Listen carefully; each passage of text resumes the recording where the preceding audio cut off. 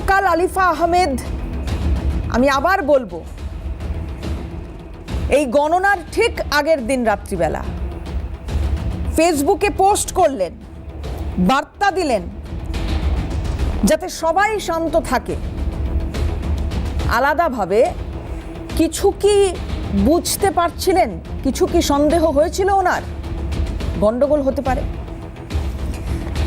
আজকে হাল্লা বলে আমি দেবারতী রয়েছি আপনাদের সঙ্গে এবং এই উত্তরটাই খোঁজার চেষ্টা করব যে বার্তা আগের দিন রাত্রিবেলা যেটা তৃণমূল প্রার্থী দিলেন কালীগঞ্জ বিধানসভা উপনির্বাচনের গণনার ঠিক আগের দিন কেন দিতে হলো?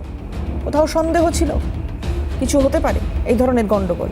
কি হলো এবার সেটা বলি। উপনির্বাচনে ঝরল প্রাণ।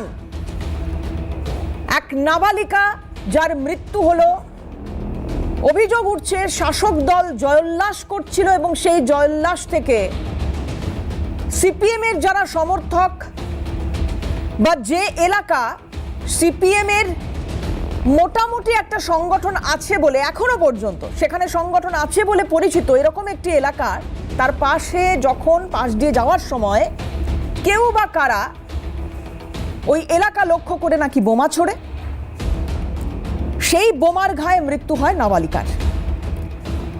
সিপিএম সমর্থকদের ওপর বোমাবাজি, অভিযুক্ত তৃণমূল কংগ্রেস এবং এই ঘটনার পরে কঠোর পদক্ষেপের নির্দেশ দিয়েছেন মাননীয় মুখ্যমন্ত্রী, ওই পরিবারের পাশে থাকার আশ্বাস দিয়েছেন সর্বতোভাবে।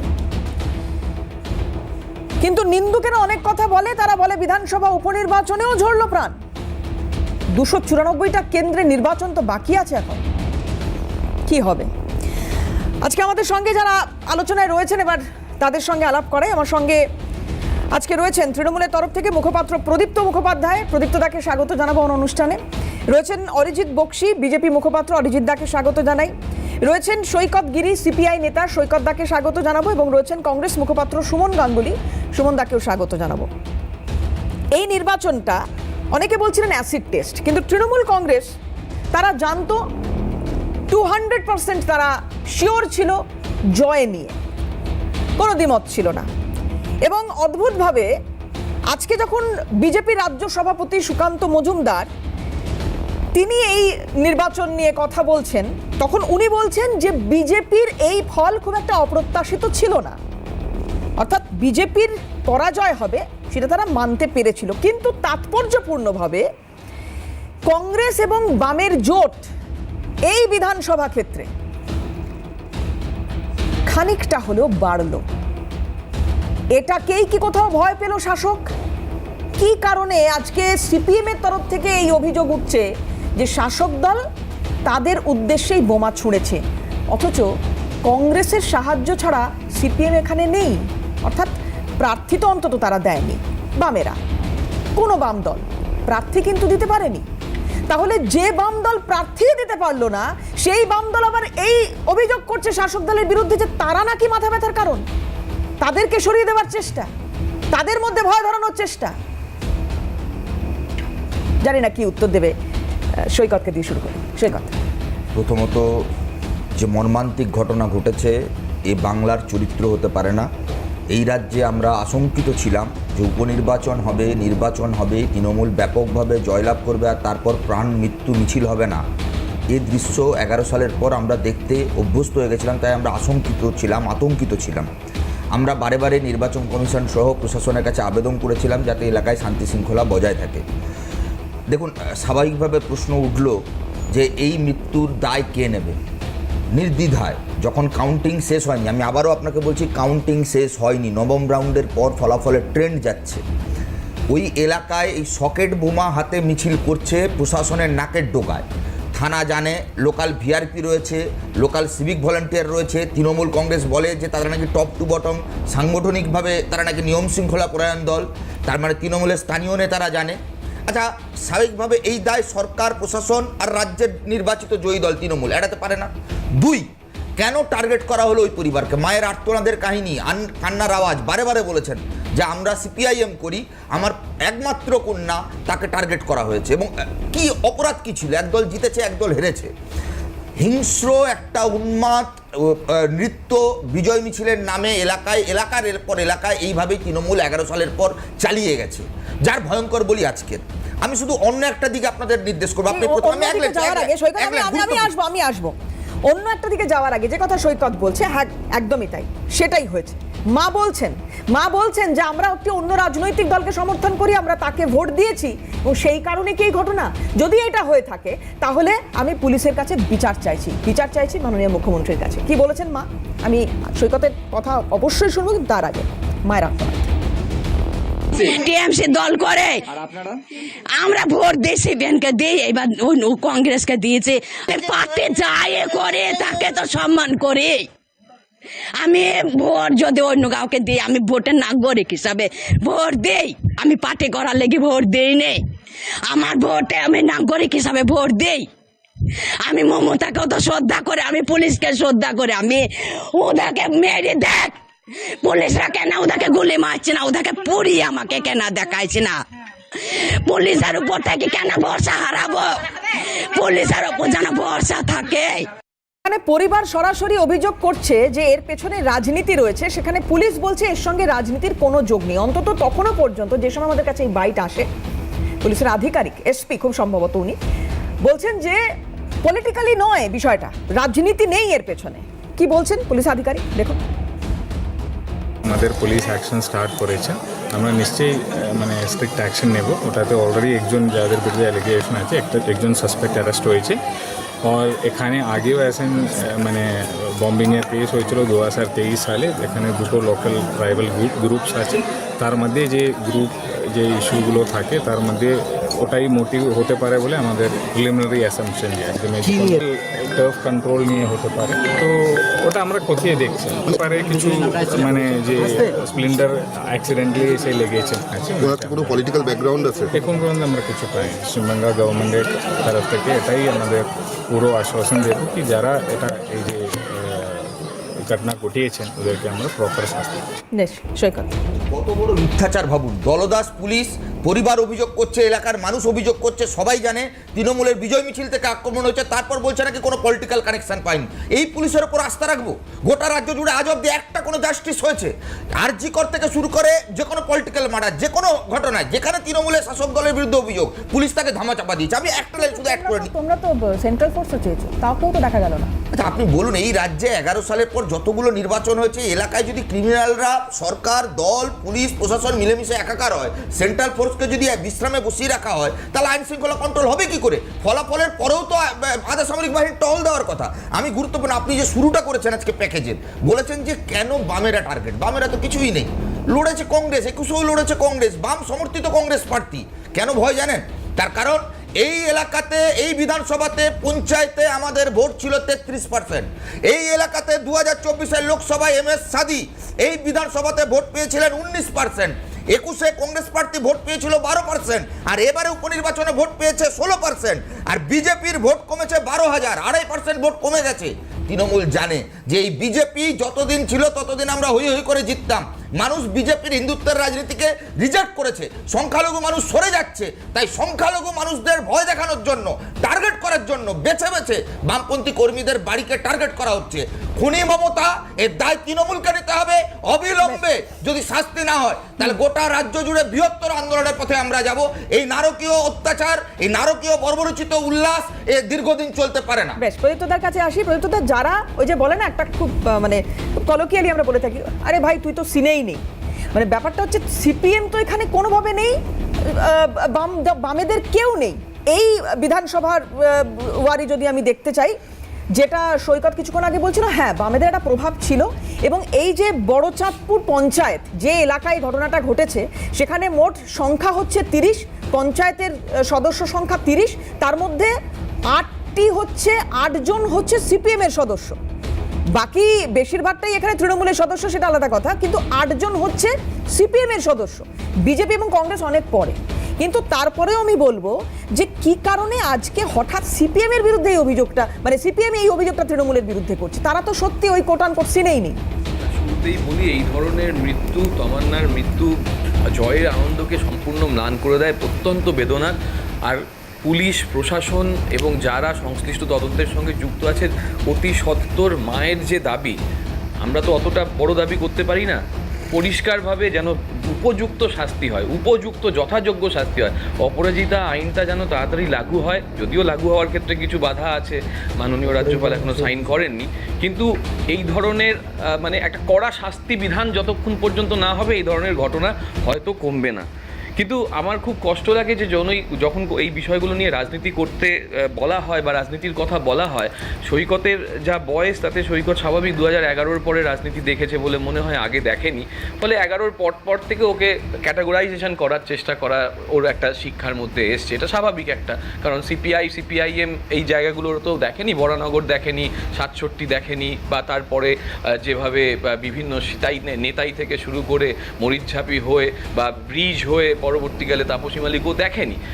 এইগুলো আমি নিয়ে তর্ক করতে চাইছি না। আমার মূল প্রসঙ্গ হচ্ছে যে সিপিএম বাড়ছে, এই কথাটা যখন বলা হচ্ছে, বা সিপিএম বা সিপিআই বলছে যে আমরা দেখো আমি বাড়ছি মামি, আমরা হরলিক্স খেয়েছি, সেইখানে 2024-এর লোকসভা ভোটে তাদের প্রাপ্ত ভোট সংখ্যা হচ্ছে, মানে ওই জোটের প্রাপ্ত ভোট সংখ্যা 36,698, আর এবার তাদের প্রাপ্ত ভোট সংখ্যা হচ্ছে 28,348, মানে মাইনাস, এটা হচ্ছে ইলেকশন কমিশনের ডেটা, -8,000-এর কাছাকাছি।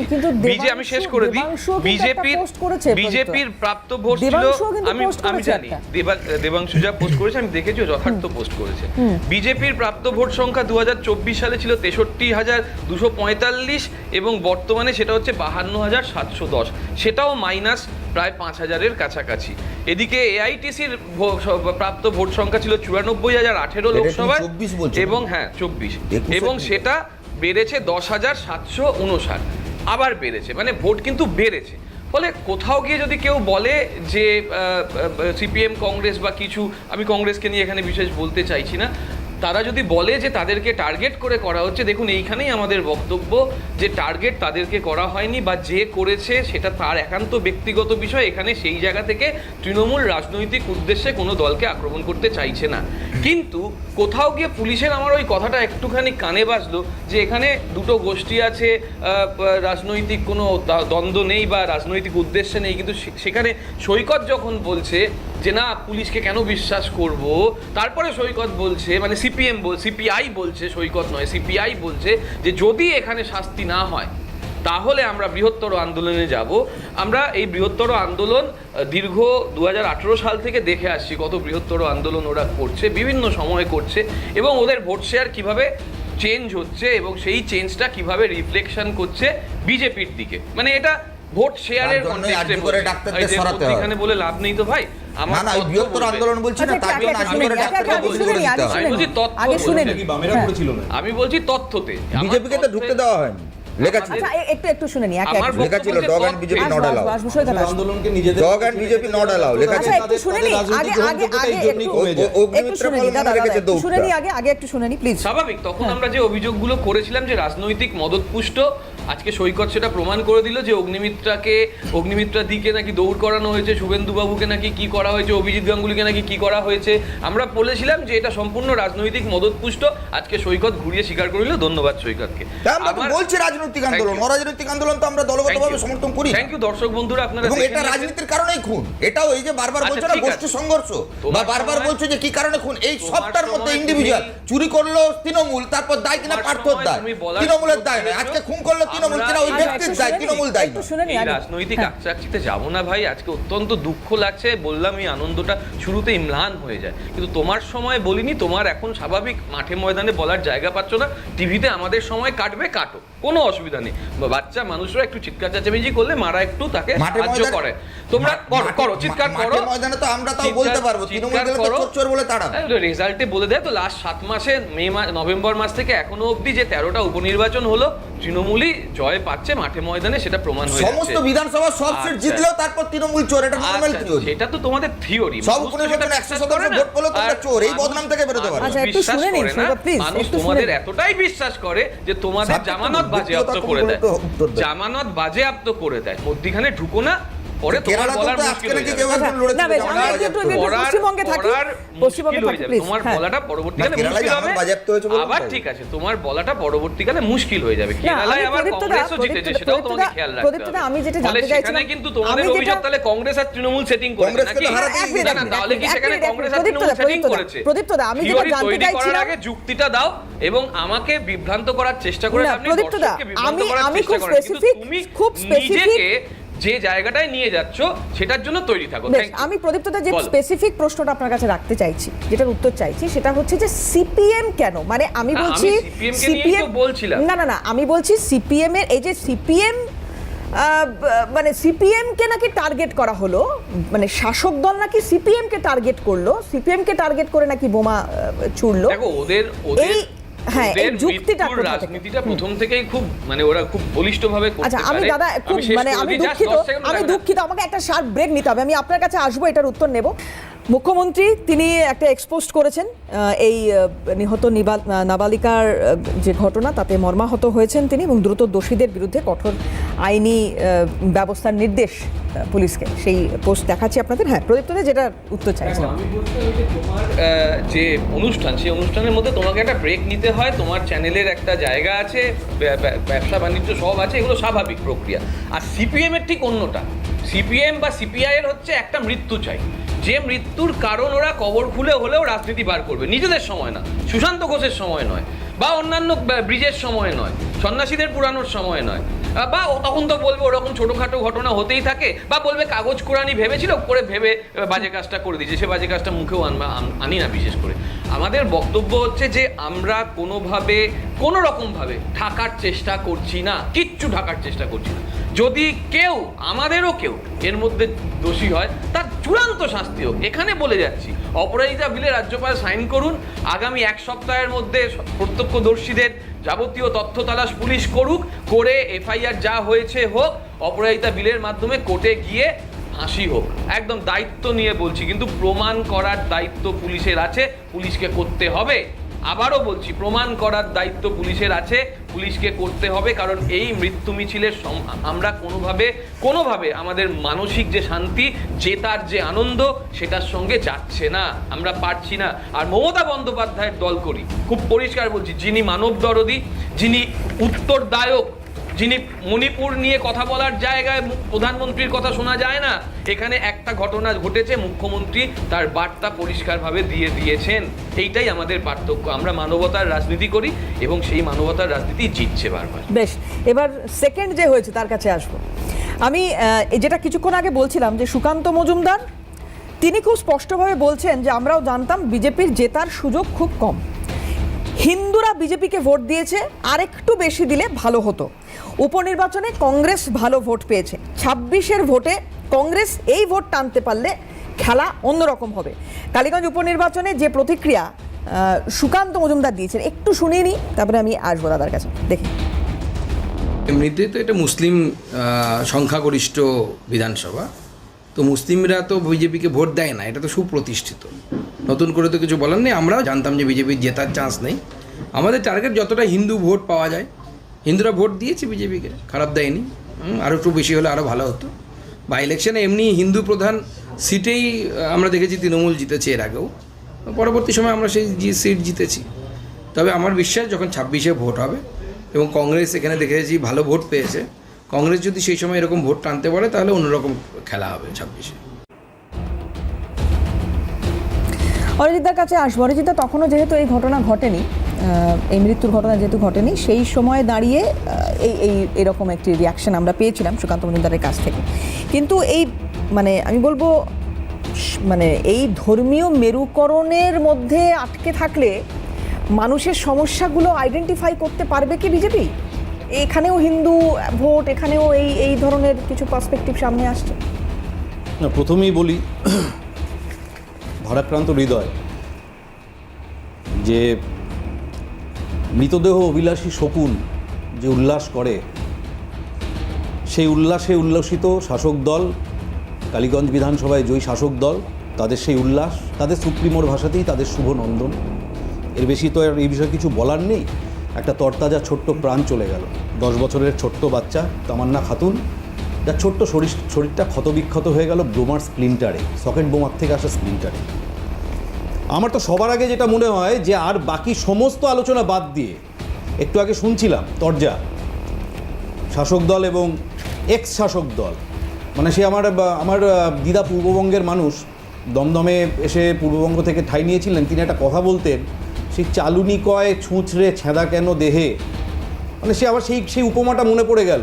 মানে কারা কাদের উপমা দিয়ে কারা কাদের উদাহরণ টানছে, যারা সাইবাড়ি করেছে, যারা মরিচঝাপি করেছে, যারা বিরোধী শূন্য রাজনীতির সূত্রপাত যাদের হাত ধরে সেই বাম, এবং তার সাথে বিজন সেতু ভুললে চলবে না, এবং তার সাথে 2021-এ ক্ষমতায় আসার পর 2 সপ্তাহের মধ্যে 100-র কাছাকাছি বিরোধী রাজনীতি কর্মীর হত্যালীলা, ধর্ষণ, 1 লক্ষের উপর বিজেপি কর্মীর রাজ্য ছেড়ে পালানোর, নিজের বাড়ি ছেড়ে পালানো, 25,000-এর উপর ঘরবাড়ি ভাঙচুর।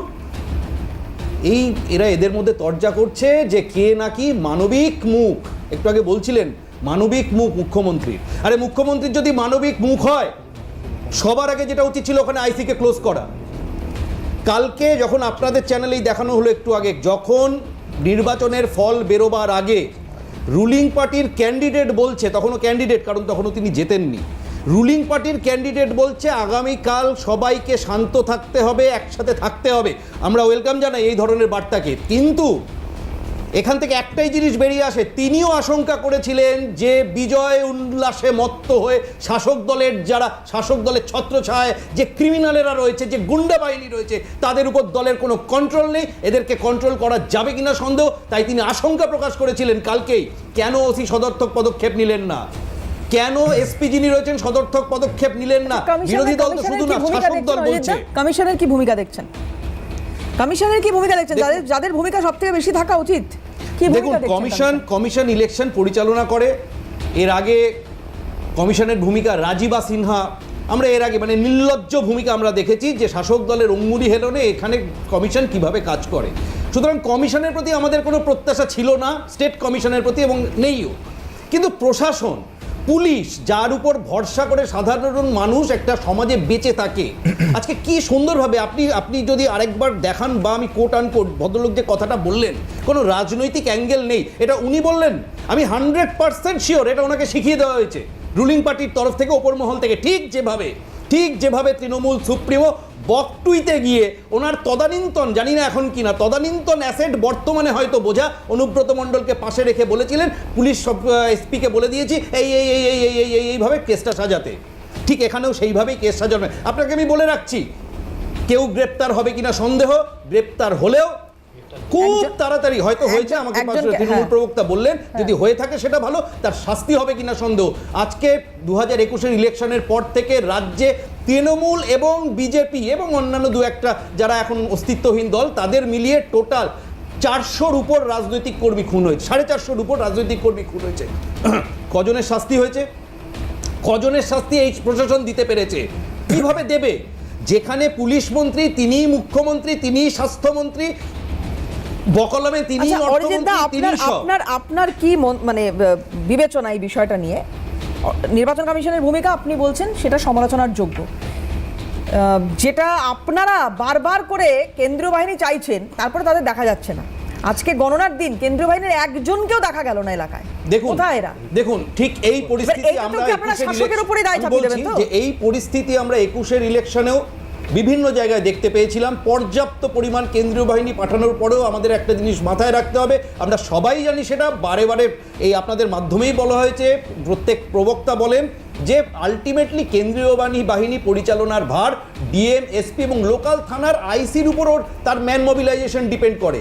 কেন্দ্রীয় বাহিনী এরকম নয় তার নিজের কোনো একটা ফরম্যাট রয়েছে, ম্যাপ রয়েছে, সেই অনুযায়ী গিয়ে ঘুরতে গিয়ে এই বুথটা দেখে এলো, একটু ওই পোলিং স্টেশনটা দেখে এলো, এটা তো হয় না। লোকাল থানা তাকে যেভাবে মোবিলাইজ করবে, সেই লোকাল থানার আন্ডারে কাজ করে, তার অ্যাসাইনমেন্ট এঙ্গেজমেন্ট হয় ডিস্ট্রিক্ট ম্যাজিস্ট্রেটের মাধ্যম দিয়ে, আইপিএস এবং এসপির মাধ্যম দিয়ে। সুতরাং তাকে লোকাল প্রশাসনের নির্দেশেই কাজ করতে হয়। তাকে যদি ছোটো জগন্নাথ করে বসিয়ে রাখা হয়, তাকে যদি প্রপার ফিডব্যাক না দিয়ে, তাকে যদি প্রপারলি মোবিলাইজ না করা হয়, মানুষের জীবন চলে যাবে। আজকে তো উচিত ছিল সবার আগে, আপনি দেখুন প্রশাসন শুধু নয়, ইলেকশন কমিশন, এখনো পর্যন্ত তো ইলেকশন কমিশনের অধিকার রয়েছে, কতটা ব্যর্থ যখন কালকে তৃণমূলের ক্যান্ডিডেট আশঙ্কা প্রকাশ করছেন, তাহলে আজকে যখন ঘোষণা ফলাফল প্রায় সমস্ত বেরিয়ে আসতে চলেছে, ফলাফল ঘোষিত হতে চলেছে, সেই সময় রুটমার্চ হলো না কেন? কেন বিজয় উল্লাস বিজয় মিছিল আজকেই বার করতে দেওয়া হলো? প্রশাসনের কাছে খবর ছিল না যে এই ধরনের ক্রিমিনালরা, কারণ আমি পরিষ্কার বলতে চাই, যারা সকেট বোমা পকেটে নিয়ে বিজয় মিছিল করে তারা ক্রিমিনাল ছাড়া আর কিচ্ছু নয়। বেশ বেশ, আমি আরেকটা বিরতি নিতে হবে আমাকে এখানে। বিরতির পর ফিরে আসবো এবং এই প্রতিযোগিতায় যিনি 3 নম্বরে আছেন, সিপিএমকে জিজ্ঞেস করুন না, যখন রাইটার্সের পাশে লালবাজারের পাশে রশিদ খানের বাড়ি উড়ে গিয়ে শতাধিক হতাহত হলো, তাকে ব্যবস্থা নিয়ে আরডিএক্স বার করেনি কেন? লক্ষ্মী দেখে তখন অ্যারেস্ট করেনি কেন? সিপিএমের জমানার রক্তাক্ত ভোট, বিজেপি ত্রিপুরা থেকে আরম্ভ করে কোন কোন জায়গায় কি করেছে দেখুন। বিজেপিকে জিজ্ঞেস করুন না, ওদের রাজ্যে যেগুলো হয় সেগুলো সব হয়ে যাওয়ার পর জানতে পারে কেন? 72 থেকে 77 যে সন্ত্রাস করে গেছিল এখনো ফিরতে পারেনি। তারপর কতগুলো কোল খালি করেছিল, হাজার বা লাখ, সেই হিসেবটা এখনো বাংলায় খাতায় সবকটা নাম উঠতে পারেনি। সিপিএমও হত্যার রাজনীতিতে হাত রক্তাক্ত, ওদের কাছ থেকে শুনবো না। এই যে অভিযোগটা যে কুণাল ঘোষ করছেন, যখন প্রথম বাম কংগ্রেস জোটের কথা হয়েছিল, বহু কাঠখড় পুড়িয়ে হয়তো এই জোট হয়েছে, এবং সেই সময় কংগ্রেসকেও এই কথা কম শুনতে হয়নি এবং বামেদেরও এই কথা কম শুনতে হয়নি। ওই রক্তমাখা ভাতটাত ইত্যাদি, আর ওইগুলো রিপিট করছি না। তো যখন এই দলটার সঙ্গে, মানে আমি বলবো বামের সঙ্গে কংগ্রেস বা কংগ্রেসের সঙ্গে বাম যখন জোট বেঁধেই ফেলেছে, তখন ওইটাকে পেছনে ফেলে এগিয়ে যাওয়ার সময়, আর এই এগিয়ে যাওয়ার সময় যতগুলো নির্বাচন সুমনদারা পেরোচ্ছেন, সুমনদা কি মনে হচ্ছে? মানে আপনাদের ভোট বেড়েছে ঠিকই, আগের বারের যদি ইলেকশনের সঙ্গে ট্যালি করি ভোট বেড়েছে, কিন্তু তারপরেও বলবো যে সেই জায়গাটা আপনারা এখনো তৈরি করতে পারেননি, এটা প্রমাণিত। প্রথমেই বলে, আজকে যে নির্বাচনে যে মেয়েটি মারা গেছে তিনি যে জেলার, আমি সেই জেলার মানুষ, সুতরাং অন্য সবার থেকে আমার কষ্টটা যন্ত্রণাটা অনেক বেশি, কারণ আমার জেলার একজন সহনাগরিককে আমি হারালাম আজকে, যদিও সে নাবালিকা কিন্তু আমার জেলার চেয়ে সহনাগরিক। দেখুন, আজকে আমরা কতটা কি করতে পেরেছি তার প্রমাণ কিন্তু সুকান্ত মজুমদার দিয়ে দিলেন। সুকান্ত মজুমদারের দাদা বলছিলেন যে কংগ্রেস অস্তিত্বহীন, কিন্তু সুকান্ত মজুমদারকে একটা কথা স্পষ্ট করে বলেন কংগ্রেস তো অনেক ভোট পেয়েছে, অর্থাৎ ওনাকে একটা ক্ষীণ একটা আঁচ দিয়ে রাখলে যদি কংগ্রেস আরও বেশি ভোট টানতে পারে তাহলে হয়তো এই আসনগুলো আমরা পেতে পারি। সুতরাং কংগ্রেসকে অস্তিত্বহীন যারা বলছে যে বিজেপি, সেই বিজেপির আমি বলবো সুকান্তবাবুর বক্তব্যটা শুনে রাখার। দেখুন, একটা তো কথা যে এটা তো বাস্তব কথা যে কংগ্রেস কার্যত সাংগঠনিকভাবে এটাতে একদম নির্দ্বিধায় আমি অস্বীকার করতে তো সমস্যা নেই, কংগ্রেস সাংগঠনিকভাবে অনেকটাই দুর্বল। সেই দুর্বল সংগঠন নিয়েও কিন্তু আমরা আমাদের প্রায় 3000 ভোট আমরা বাড়িয়েছি। এটা কিন্তু একটা স্পষ্টত প্রমাণ যে কালীগঞ্জ একটা কিন্তু প্রমাণ দিল। আপনি বলছেন না অ্যাসিড টেস্টে কালীগঞ্জ প্রমাণ দিল যে বিশেষ করে সংখ্যালঘুদের একটা বড় অংশ কিন্তু কংগ্রেস পেয়েছে। অর্থাৎ কোথাও একটা যেন তৃণমূলের সঙ্গে থাকা সংখ্যালঘুরা কিন্তু আস্তে আস্তে ভরসার দিকে আসছে কংগ্রেসের দিকে। কারণ আমি দেখলাম সুকান্তবাবু কার্যত যে ভোটারদেরকে যে এরকম ধর্মের ভিত্তিতে ভাগ করা যায়, সুকান্তবাবু স্পষ্ট করে দিলেন যে তৃণমূলের কে সংখ্যালঘু ভোটাররা ভোট দিয়েছে, আমাদের তো হিন্দু ভোটাররা ভোট দিয়েছে।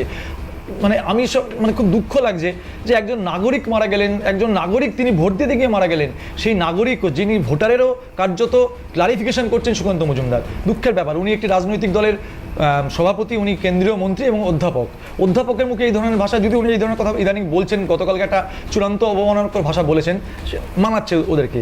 দেখুন, আপনি যে প্রশ্নটা আমি করছিলেন বলে সেটা হচ্ছে একটা বাস্তব। আবার তো বললাম আমরা সাংগঠনিক দিক দিয়ে অনেকটা দুর্বল, কিন্তু দুর্বল বলে যে মানুষের দাবি নিয়ে আমরা লড়ছি না সেরকম ব্যাপার তো না। মানুষের দাবি নিয়ে কালীগঞ্জের মানুষের কিছুটা দাবি হয়তো আমরা লড়তে বুঝতে পেরেছি বা পালস বুঝতে পেরেছি বলে কিন্তু কালীগঞ্জের প্রায় 3000 মানুষ তারা কিন্তু আমাদেরকে ভোট দিয়েছে। বাম অর্থাৎ বাম কংগ্রেস জোটের জোট করেছে তারা প্রায় অস্তিত্ব হয়ে যাচ্ছে, এটা যারা বলছে আমি বলবো তারা একটু সবুর করুন। দেখুন, কোনো জাদুকাঠি বা কোনো জাদুদ্বন্দ্ব নয় যে হঠাৎ করে এসে আমি পিসি সরকারের মতো গিলিগিলি করে দিলাম আর ভোটে আমরা জিতে গেলাম।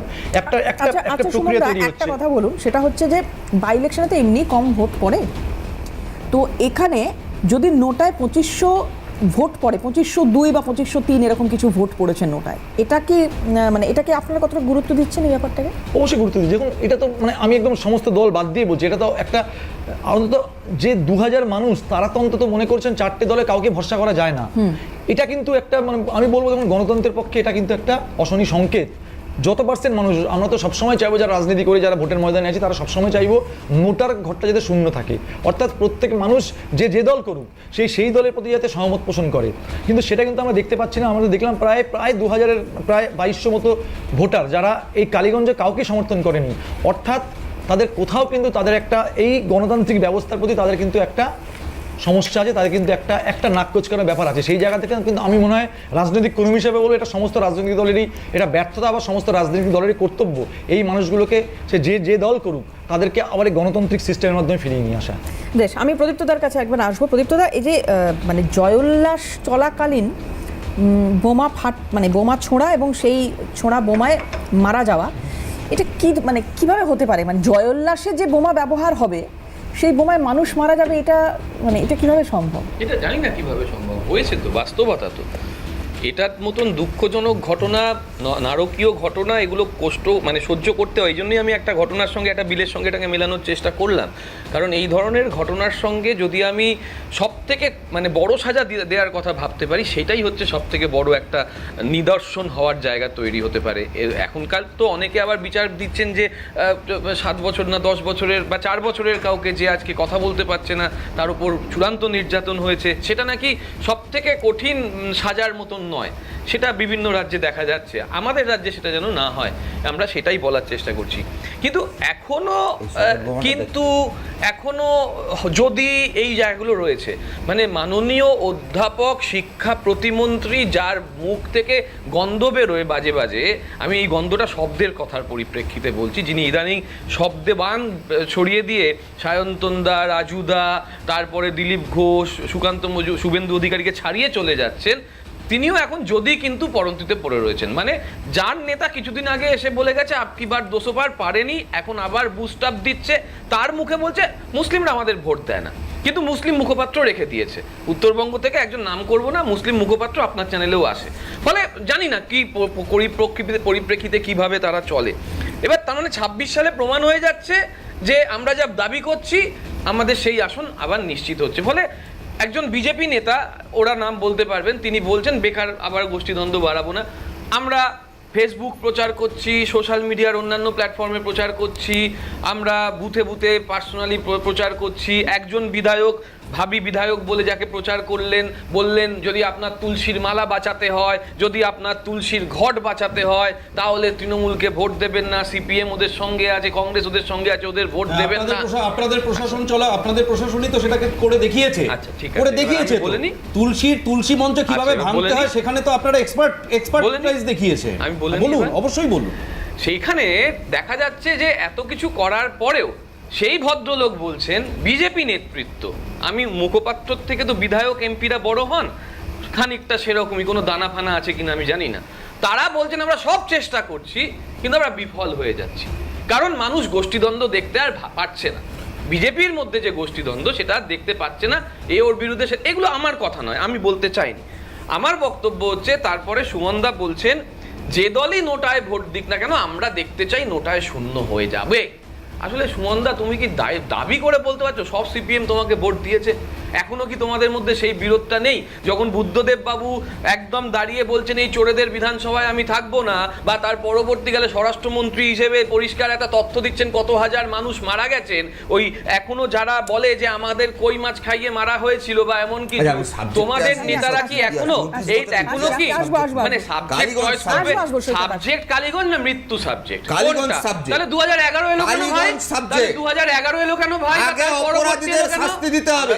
একটা বাচ্চা মেয়ের প্রাণ চলে গেল, ইতিহাস শুনবো না, কবে কি কই মাছ হয়েছে জানি না, তাহলে দেখতে হলে আগে ইতিহাস পড়তে হবে।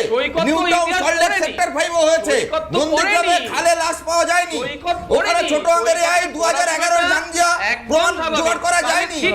এখন আছে কালীগঞ্জে বিচার চাই, লক্ষ্মীর বিচার চাই, এই রাজ্যে কন্যাশ্রী খুনের বিচার চাই, এই রাজ্যে লক্ষ্মী খুনের বিচার চাই। এটাই তৃণমূলের সংখ্যালঘুকে। আচ্ছা, আমি একটু সৈকতকে আমি সময় দেব, সৈকত সময় দেব। মৃত্যুর এখনো বিচার পায়নি। মাথায় রাখতে হবে পঞ্চায়েত নির্বাচনে প্রথম শহীদ হ্যাঁ, ছিলেন। কোর্টে আছে তো। কালাচাঁদ শেখের পঞ্চায়েত মৃত্যুতে গ্রেপ্তার প্রথম তাকে না, হয়নি। ভুল করছো। পঞ্চায়েতে পশ্চিমবঙ্গে পঞ্চায়েত ভোট ডিক্লারেশন হওয়ার পরে তাদের পারিবারিক গন্ডগোলের পরিপ্রেক্ষিতে ঘটনা হয়েছে, সেটা তাদের মতন ব্যাপার। পারিবারিক গন্ডগোল ছিল না। আবারও বলছি, সে পরিযায়ী শ্রমিক ছিল, সে কংগ্রেস কর্মী নয়। আবার ভুল আমি আবার বলছি, সে পরিযায়ী শ্রমিক, সে ওই দিনের কিছুদিন আগে ওখানে এসেছে, এর বাইরে কিছু নয়। আমাদের সঙ্গে এবার বলো যে আমরা ওই ঘটনা চাই না, ইতিহাস শুনতে চাই না, নাকি তোমার জোট তুমি চুমকি বললে বলে না। বলতে না, পারছো না, না? তুমি ও বললে না, সৈকত, তাই বললাম। একটু বলো তুমি তো যে বললে ইতিহাস বলবে। লাগছে। করবো না। ও সৈকত, আমার সঙ্গে বলবো। সৈকত, তোমার যাত্রা সময় নয়, বলবে, আজকে আমার যারা সময় যাত্রা বলবে করছেন, কেন? আনন্দিত আচ্ছা, আমার সময় হচ্ছেন, আনন্দ বলবে করছেন। কেন? এই আমি কি উল্লাস, আমি এই কি আইনের উল্লাস ভালো বিরুদ্ধে? নয়। ও এই সৈকত, ব্যঙ্গ ভালো নয়। আমি এই কি ব্যঙ্গ, আইনের এই বিরুদ্ধে? উল্লাস আচ্ছা, সৈকত, ব্যঙ্গ কে করছে, সৈকত, সৈকত। হ্যাঁ, তুমি না। আমার মুখ্যমন্ত্রীকে যেভাবে ভাষায় বলছো, আমি তখনও চুপচাপ শুনেছি। এটা আমার গণতান্ত্রিক অভ্যেস সৈকত, বেশ, কিন্তু তোমার বেশ। গণতান্ত্রিক অভ্যেসে এটা আসে না, শুধু কি তৃণমূলকেই আক্রমণ করতে আসে। একদম। অরিজিৎদার কাছে আমি আসবো, তার আগে ওরাই সৈকত। মতন কানা। হ্যাঁ হ্যাঁ, সৈকত খুব সংক্ষেপে আরেকটা ব্রেক আমি দিতে হবে। দুটো লাইন, আমি কিন্তু ডিস্টার্ব করবো না, বলে দিলাম। দুটো লাইন, এক সেকেন্ড, গুরুত্বপূর্ণ পলিটিক্যাল। না, আমি শুরুতেই বলে দিলাম ডিস্টার্ব করবো না। এক সেকেন্ড। কি সুন্দর আচ্ছা, আচ্ছা, শুনি, তালমেল শুনি, মিলিয়ে আচ্ছা, আমি বলছে। শুনি, আমি আসবো, অরিজিৎ আসবো।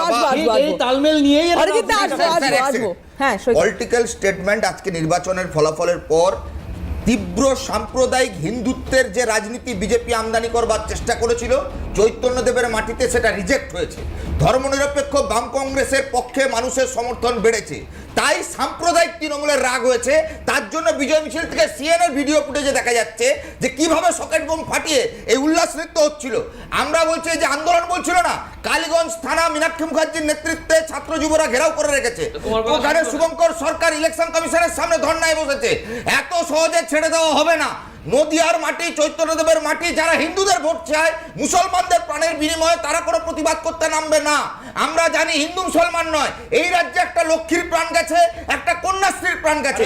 যারা লক্ষ্মীর ভান্ডার কন্যাশ্রীর ভোট নেয়, আরে বাবা, এটা তৃণমূলকে বলছে, এত সেফটি মুসলমানদের দেবো। কত টাকা খেয়েছেন, উনি আবার কত টাকা এত খেয়েছেন কথা বলছো কিভাবে? তৃণমূলের কত কমিশন মুখ্যমন্ত্রী দিয়েছে, 2010 এর আগে বলেছিল যে ভূ কতবার ভারতের কথা বাঁচাবেন? হয়নি। এই আমরা হিন্দু হিন্দু করে করে তৃণমূলের ভোট কেটে 10% দিচ্ছেন, সংরক্ষণ দেব। তৃণমূলকে সরকারে এটা রাখছেন। ভূ ভারতে হয়নি। আরে তোমার আপনাদের reject করে দিয়েছে, বাদ দিন। উপনির্বাচনে আপনারা rejected, বাদ দিন।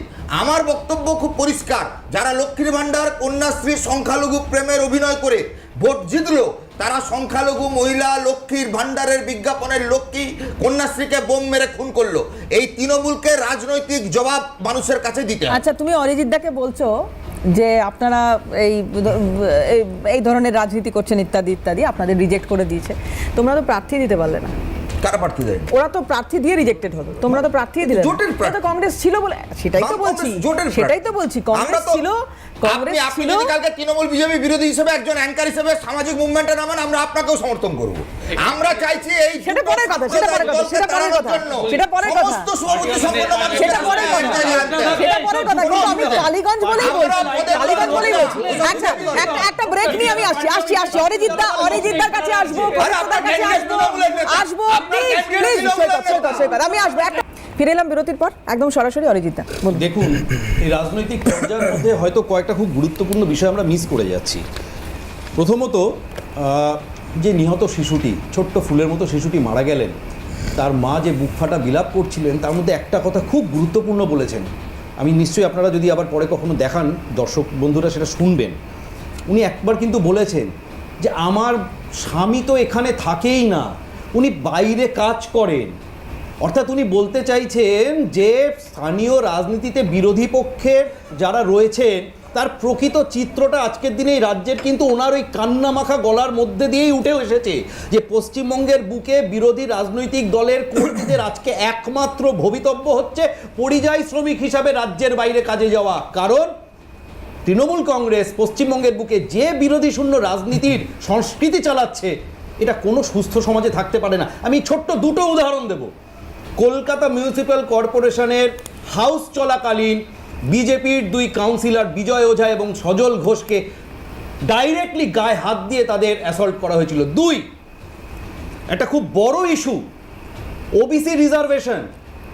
ওবিসিদের নাম করে সংখ্যালঘু তোষণ করার জন্য, আমি কোট আনকোট বলছি, মুসলমান অজস্র কমিউনিটিকে ওবিসি মিথ্যা সার্ভে দেখিয়ে যে ওবিসি ঘোষণা করা, তার বিরুদ্ধে যখন মহামান্য উচ্চ আদালত পরিষ্কার বলেছিলেন যে এই ইস্যুটা আগে লেজিসলেশন অর্থাৎ বিধানসভায় আলোচনা করতে হবে।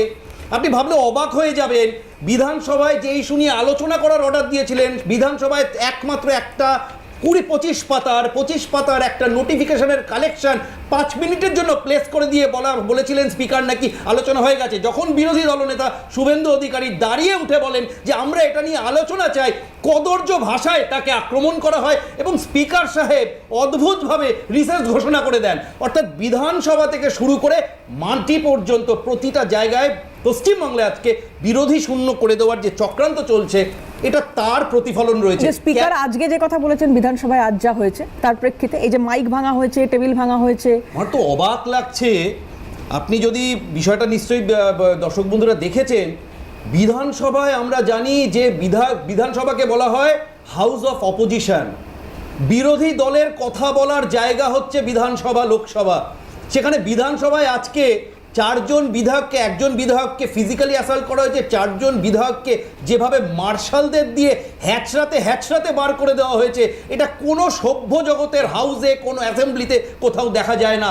4 জন মার্শালের বিরুদ্ধে এফআইআর করা হয়েছে হেয়ার স্ট্রিট থানায় এবং আশা করি, জানি না, আমি আশাবাদী কোনোদিন হয়তো এই প্রশাসনের টনক নড়বে, কোনোদিন হয়তো এই প্রশাসনের মেরুদণ্ড ফিরে পাবে, কোনোদিন হয়তো এই প্রশাসন চটির আড়াল থেকে মানে এগুলো এখন এই মুহূর্তে কিচ্ছু নেই। তাও তৃণমূল কংগ্রেস এত বছর ধরে ক্ষমতায়। হ্যাঁ, প্রদীপ্তদা, বক্তব্য হচ্ছে এরাই কি বলে বিধানসভায় ভাঙচুর করেছিল তৃণমূল। এই যে এরা কারা? এরা কোনো বিধায়ক না, এরা তো কোনো মানে বড় নেতা নয়, এরা তো সাধারণ কর্মী। এরা সাধারণ জানি না কি দেখাচ্ছেন বিধানসভায় ভাঙচুরের, বিধানসভায় ভাঙচুর মমতা ব্যানার্জি সেই ভিডিও সিঙ্গুর থেকে এসে একটু জুম করে যেটা দেখাচ্ছেন প্রদীপ্তদা, একটু যদি জুম করে দেখানো সম্ভব হয় প্লিজ। হ্যাঁ, এদের ওপর অত্যাচার হয়েছে, এদেরকে মারা হয়েছে। এরা কারা? এরা একটুখানি যে কেউ এআই দিয়ে এই ছবিগুলো দেখে নিক তো। আজকে তো বড় বড় বিজেপির হাতে অস্ত্র আছে, পেগাসাস সহ, একটু দেখে নিক না যে এরা কারা। এরা হচ্ছে সেই সব বিধানসভার কর্মীরা যাদেরকে বিজেপির বিধায়করা যার পণ্যায় মেরেছে। এদের কাছে গণতন্ত্র শিখবো আমরা। আর ওরা বলছে 5 মিনিট বলে দিয়ে তারপর ছেড়ে দিয়েছে। মিথ্যা প্রচার কীরকম দেখুন। আমি আগের দিনই আপনার চ্যানেলে দেখিয়ে দিয়েছিলাম কে কত মিনিট আলোচনা করেছে, আপনার আর্কাইভে আছে 2 সপ্তাহ আগে। আমার বক্তব্য হচ্ছে যখন 370 ধারা তুলে দেওয়া হয় বা যখন অন্যান্য জিএসটি সহ অন্যান্য আলোচনার জায়গাগুলো তৈরি হয়, ইয়া করে আলোচনা বন্ধ করে দেওয়া হয়। আমরা কতদিন ধরে এই বিদেশ থেকে ফিরে আসা যারা আছেন তাদের আলোচনার কথা বলছি, একটা দিন আলোচনা করতে দিয়েছে? একটা দিন। এইটাই হচ্ছে সমস্যা, যে যারা পশ্চিমবঙ্গে যে কথাটা বলছে তারা নিজেরা সেইটা তাদের নিজের পার্লামেন্টের জায়গায় মানছে না। এটা একটা দিক। কিন্তু বিরোধী দলের কথা যদি বলি, আমি তো দেখছি যারা বিরোধী দলে রয়েছে তারা একে অপরের কথা শুনছে না।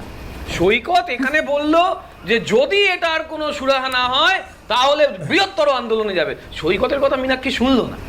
মীনাক্ষী এখনই চলে গেছে আন্দোলন করতে। মীনাক্ষী সুযোগ দেবে না। সৈকত ভদ্র ছেলে, সুযোগ দিতে চাইছে যে ভাই প্রশাসনকে একটা সুযোগ দেওয়া উচিত। ছাড়বো না, অপরাধীদের শাস্তি দিতে হবে। আরজি করার মতন আমরা লাশ গায়ে করতে দেব না, আরজি করার মতন ধর্ষকদের বাঁচাতে দেব না। কংগ্রেস চলে গেছে, কংগ্রেস ইলেকশন কমিশনের সামনে বসে আছে।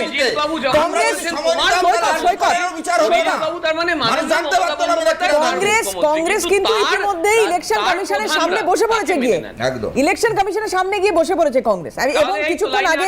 এবং কিছুক্ষণ আগে শুভঙ্কর সরকারের সঙ্গে কথা হচ্ছিল, উনি বলছেন যে আমরা ভেতরে ঢুকবো এবং সেখানে গিয়ে আজকে যে ঘটনা ঘটলো এর জবাব দিতে হবে। আমি জানি না ইলেকশন কমিশনে ঢুকে কংগ্রেস কতটা ফ্রুটফুল কোনো অ্যান্সার পাবে, বা অ্যান্সার পেয়েও যায় যে মায়ের কোল খালি হয়ে গেল, সেখানে আর কোনো রকমের কিছু দিয়ে এই মাকে আর কোনোভাবে আর কি ভালো রাখা যাবে যে মা এরকম বুক ফাটা কান্না কাঁদছেন, জানি না। যাই হোক, ইলেকশন 26-এ 294টা কেন্দ্রে, আমি আবার বলবো, আমি সুমনদার কাছে একটু আসি। সুমনদার 294টা কেন্দ্র ইলেকশন, একটাতে যদি এই অবস্থা হয়, আপনারা দাবি করে যাবেন কেন্দ্রীয় বাহিনীর, আপনারা বলে যাবেন এই ধরনের ঘটনাগুলো যাতে না ঘটে।